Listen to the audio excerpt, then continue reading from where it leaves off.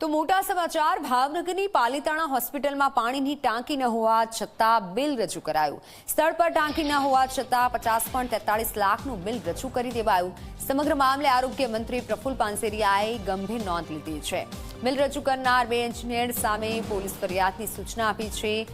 મેહુલ દવે અને એનવી કાલિયા સામે સસ્પેન્શનની કાર્યવાહીનો આદેશ અપાયો છે। સુરતની ધર્મનંદન કન્સ્ટ્રક્શનને બ્લેકલિસ્ટ કરવા પણ આદેશ આપ્યા છે। પાલિતાણા સ્થિત હોસ્પિટલમાં 2.55 લાખ લીટર ક્ષમતાની ભૂગર્ભ પાણીની ટાંકીને મંજૂરી મળી હતી, જે બાદ સ્થળ પર ટાંકીનું કામ શરૂ થયું જ નથી। જોકે ટાંકીના નિર્માણ કાર્ય ન થયું છતાં પણ 50.43 લાખનું બિલ રજૂ કરી દેવાયું। જે મામલે આરોગ્ય મંત્રી પ્રફુલ પાનસેરિયાએ વિડીયો કોન્ફરન્સ માધ્યમે અધિકારીઓ સાથે તાત્કાલિક સમીક્ષા બેઠક યોજી હતી। ઓનલાઈન પર સંવાદદાતા હિતલ પારેખ જોડાઈ ચૂક્યા છે। હિતલ, જે પાણીની ટાંકીનું કાર્ય થયું જ નથી તેનું બિલ રજૂ કરી દેવાયું છે, હાલ કેવા તપાસના આદેશ અપાયા છે? જી ચોક્કસ કહી શકાય કે પાલિતાણાની હોસ્પિટલમાં 2.55 લાખ લીટર ક્ષમતાવાળી ભૂગર્ભ ટાંકી બની ગઈ હોય એ પ્રકારે 50 લાખ અને 50 લાખથી વધુની રકમનું બિલ મંજૂર કરી દેવામાં આવ્યું હતું અને રૂપિયા ચૂકવાયા હતા। સ્વાભાવિક છે કે આ સમગ્ર ઘટના રાજ્યના આરોગ્ય મંત્રી પ્રફુલ પાનસેરિયાના ધ્યાનમાં આવી હતી। તેમને તાત્કાલિક અસરથી સ્થળ તપાસ પણ કરી હતી અને સ્થળ તપાસ બાદ એમની જે વાસ્તવિકતા છે એ વાસ્તવિક ચિત્ર સામે આવ્યું, તેના કારણે ગાંધીનગર આવીને તાત્કાલિક અસરથી અધિકારીઓની બેઠક બોલાવી હતી અને બેઠકમાં આ સમગ્ર જે કૌભાંડ છે તે ટાંકી બનાવી નથી છતાં બિલ મંજૂર કરી દેવામાં આવ્યું છે।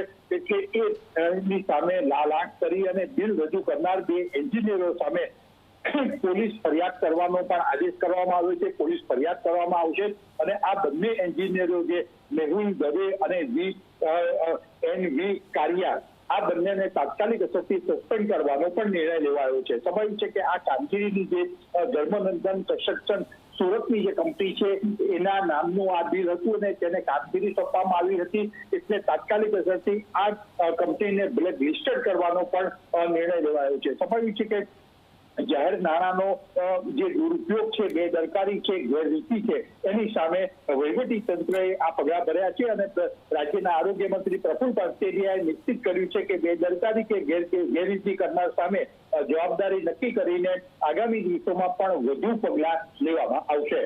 જી બિલકુલ હિતલ, આભાર માહિતી બદલ। ત્યારે બિલ રજૂ કરનાર બે એન્જિનિયર સામે પોલીસ ફરિયાદની પ્રફુલ પાનસેરિયાએ સૂચના પણ આપી દીધી છે। આવો એ પણ સાંભળીએ કે શું કહ્યું છે પ્રફુલ પાનસેરિયાએ।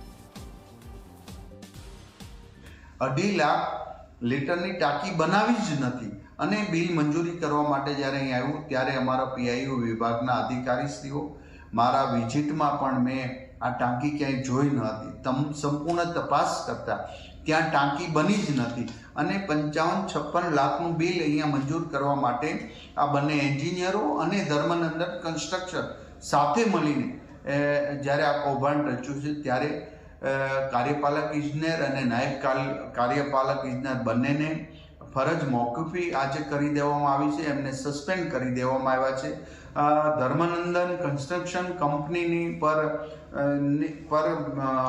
બ્લેકલિસ્ટ કરી દેવામાં આવી છે ને ધર્મનંદન કંપની, મેહુલ દવે અને એનવી કાલિયા આ ત્રણેય પર પોલીસ કેસ કરવાની મેં મારા વિભાગને સૂચના આપી છે।